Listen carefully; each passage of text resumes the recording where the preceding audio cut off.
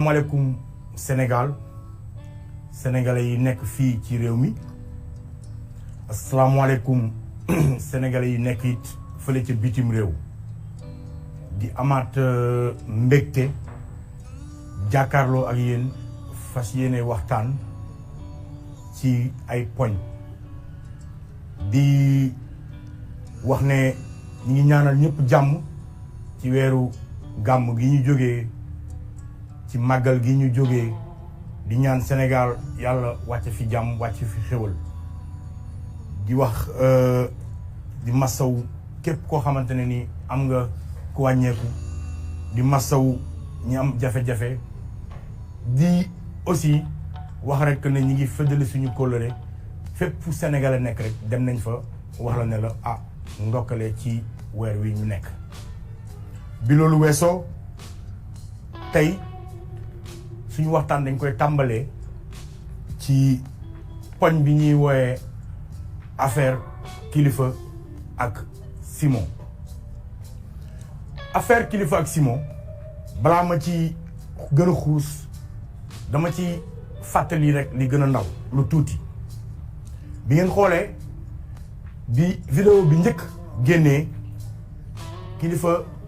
dafa jël ay responsabilités am daal di ne man de comme am na lii lu demee ni que ñu génne ma ci vidéo bi damay arrêter lépp luy sama activité au sein de Y'en a marre kon pour nekk à la disposition de la justice pour aussi mettre tous les Sénégalais à l'aise pour que tout le monde mën a faire la part des choses qu'il n'y ait pas d'amalgame sur cette question.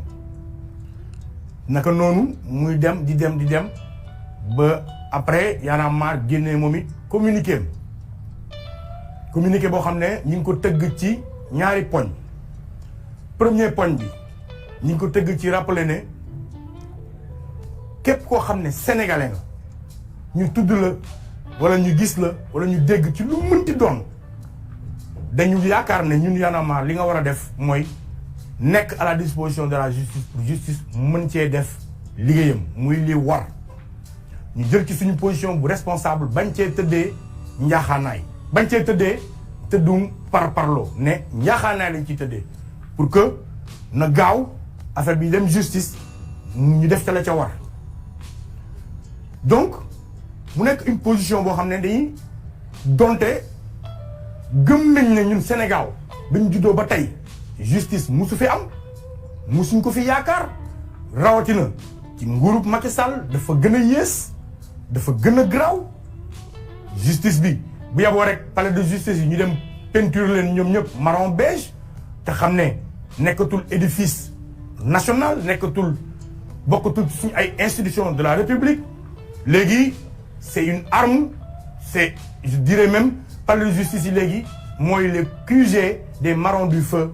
parce que yet la bu nguurub Macky Sall di utiliser pour noot askanu Sénégal waaye ñu yaakaaroon rek ne sur cette affaire xanaa nag dinañ ci góorgóorlu tuuti kas néew wane ci tuuti sérieux mooy def ca la ca war waaye biñ ko xoolee jàngataat ko xoolaat ko jàngataat ko justice bi waxul dara ba keroog ëllëgu ñu xëy ñu ne am na ay députés yi ñuy tudd ci ab mbirum passeport diplomatique bi ñu leen tuddee ñoom ñu bëgg a créer seen contre-feu rek bogo gaawantu woo Kilifeu mu ñëw ci 2 heures de temps police bi mooy dikk seen xarañte ci enquête wane nañ ne taqewul amul benn rapport ak la ñuy waxal député yi ci 2 heures de temps wane nañ naka noonu it wane nañ ne la ñu waxtaanee ca vidéo ba ay visa ay passeport ak ñoom wane nañ ne amul benn démarche boo xam ne nii Kilifeu jéego def na ko ci effectivement jéego maanaam lu ñu weesul bu weesoo lu ñu waxtaanee ci biir oto amul benn jéego bu mu ci teg kon ñaari fan ñetti fan ñeenti fan juróomeeli fan ñuy soog a décider ne dañ koy téye pour escroquerie boo xam ne amul kenn ku porter plainte maanaam dañ laa jiiñ sàcc sans que mu am ku ñëw jiiñ la ko maanaam yow procureur bi moo la jiiñ sàcc mais amul ku ñëw ne procureur dañu maa sàcc jàpp waa ji moom a sàcc porté ko plainte non amut maanaam procureur moom moo jugé jàpp ne moom day jiñ kilifa sàcc donc procureur moo waroon ñëw taxaw tribunal moom en tant que costume ki jiñ kilifa ne ko da nga maa sàcc 4 millions 500 ba noonu ca altine boobee la ñu dem tribunal ñu renvoyé waat leen def ko retour de parquet ca alxames ja mu ñëw ay 15 heures avocats yi woo ñu ne ñu bu leen ko defagum public mais jàpp leen ne affaire bi incha allahu rabbi jeudi dinañ ko taxawal flagrant délit waaye yow ñun ñëpp ñu kontaan ne alhamdulilah comme day dem flagrant délit parce que lii mënu dem leneen lu dul flagrant délit ndax lu ne fàng kenn du ko jeex ñu sawar ci lool yàkkamti ci lool parce que Kilifeu ak Simon am nañ avocat yu xarañ am nañ seen défense ñoom xam nañ ñu ngi koy matalee bu baax a baax loolu amuñ ci woon benn ñu xel ñaar waaye naka noonu lañ toog ba ay 19 heures rek ñu dëpp carte gi indil ñu ay accusations yu taxawul ci dara trafic de migrants trafic de faux maanaam faux document xawma document administratif mais fan la ñu jëm fan la Sénégal jëm xam ngeen la mooy trafic de migrants tubaab yi ñoo ko créé pour jàpp ñi nga xam ne dañuy yatt ay gaal di ci yàpp ay africains di leen yóbbu Europe looloo taxoon tubaab bi créé boobu loi ci biir Union européenne jox ci ay ndàmpaay yi dun suñu gouvernement yi ñu téye ko pour nee ñoo yaay dañuy xeex loolu ñooñu la ñu créé loon loi boobu noonu parce que boo ko xoolee waaye léegi tubaab bi nga xam ne dafa toog nii rek tey moom daal di dugg Google ne man de Dakar laa bëgg a fanaan yi suba moom day dem rek jënd billet ñëw fanaan si Dakar kooku moom bu ñëwee xam lu ñu koy woowee touriste après ñu ne ko expat après ñu ne ko étranger wala en tout cas dinañ ko rafetal mais bu dee nit ku ñuul la moom migrant la moom clandestin la moom daal turu xar yëpp nit ku ñuul lañ ko tuddee turu rabu àll yëpp nit ku ñuul lañ koy tuddee suñu ñàkkum fayda dirigeants yi ñu non seulement ñu nangu ce terme là mais ils utilisent cette loi là qui a été créée pour encore humilier les Africains pour les remettre encore def leen ay individus de seconde zone pour defaat africains yi ay rabu àll ay buubu golo tubaab bi créé boobu loi imposé ko suñu ay dirigeants yi di ñu ko daanee ñun ci suñu réew te ñoom tubaab bi bañ daan ñëw di indi seen i gaal yatt ko jëlee ko Europe di dugg si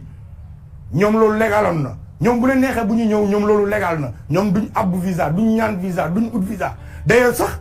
Macky Sall bi mu fi tegee visa tubaab bi dañoo kaas ne 50 € dafa cher wala 50 € daal ñoom tayal nañ koo def parce que papier yi dañoo bëri da ngay bind fii bindaat fee pour mën a ñëw ak yooyu Macky Sall dindi visa yi le jour 4 avril jour bi ñuy fête suñu indépendance mu dindi ko alors que ñun bu ñuy ut visa dañuy rang ci naaj bu tàng bi dañuy rangaloo kayit bi nañu certificat de décès sax dinañ la ko utloo nga fay sa xaalis te wóoru leen di nga am te ñoom quel que soit alpha tubaab bi su déposé woon visa amul benn tubaab buñ ciy refuser le visa am allah kulli xaal da koy am par force léegi ñoom ñu kaas loolu Macky Sall dindi ko mais Macky Sall moom nangu na ñu créé ko ay loi yu bëree bëri yu ñu jël tey di ko daanee askanu Sénégal am kon ñu jëm ci ne Kilifeu ak Simon yéen ay trafic de migrants ay faux documents de faux nangam ak nangam te ci biir l'enquête yi amul fenn fu wéeru ci loolu biñ leen di jëlee police di leen yóbbu mandat de dépôt sur la base de escroquerie lañ yóbbee Kilifeu kon dama bëgg Sénégalais yi ngeen wax ma lii ci lan la tegu waaye ba tey ñu ngi patient ne ok comme demee na noonu naka la justice bi di réagir am nañ yaakaar xëy na juge bi buñ ko joxee dana ci indi saytu ak tontu bu responsable waaye lii gën a pire juge bi daf leen sax refuser demande de liberté provisoire te ku ne xam ne Kilifeu ak Simon fii lañ dëkk ci réew mi dawuñ puusuñ paasuñ musuñoo dem feneen mun nga leen bàyyi di toog seen kër mais excuse bi gën a ñàkk fayda bi juge bi joxe mooy trouble à l'ordre public mën naa am bu ñu leen a bàyyee mais man dama bëgg ngeen wax ma Sénégal kan la ñu yàpp yow am na koo xamante ne nii ñu ngi ko jàpp mu ne moom yàqu nag ay xaalis bu dul jeex ñu may ko liberté provisoire mu ne moom sax maire la bëgg a doon kooku indi na lu gën a raw trouble à l'ordre public indi na lu gën a ñaaw trouble à l'ordre public parce que dafa ñaawal suñu justice dafa ñaawal suñu ay institution dafa nasaxal dafa ndëgg sërëxal lépp luy justice ci réew mi waaye moom mën na am liberté provisoire te du moom rek am na ñeneen ak ñeneen ñoo xamante ne nii buñ amee couleur marron beige ñoom lu leen neex mën nañ ko def ci réew mi buñ demandé liberté provisoire teg ko ci ay feebar yu tegul fenn teg ko ci ay fu caaxaan teg ko ci ay kenn xamul ñoom mun nañ leen koo may ñoom mun nañ leen nangul seen ay affaire waaye ku féetewul ci wàllu wala ñu indil la ci ay problème ba ci kooku réew bi Bougazelli li ci gën a garaaw ñu génne ko moom vidéo ci saa si mu attaqué la gendarmerie nationale ba cité ay turu gendarme le lendemain gis ngeen ko ñu commencé l'enquête jaxase carte gi topp takk der yi di xool fan la vidéo boobu jógee waaye kilifa moom déposé na plainte depuis le 13 septembre la kilifa déposé woon plainte am barki démb lañ koy soog a oo déglu ko ci plainte bi mooy jour bi ñu ko refusé demande de liberté provisoire bi moom Simon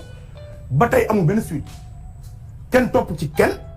yëgaatuñ fuñ ci ooyee keneen dégguñ ci feneen leneen lañ ca wax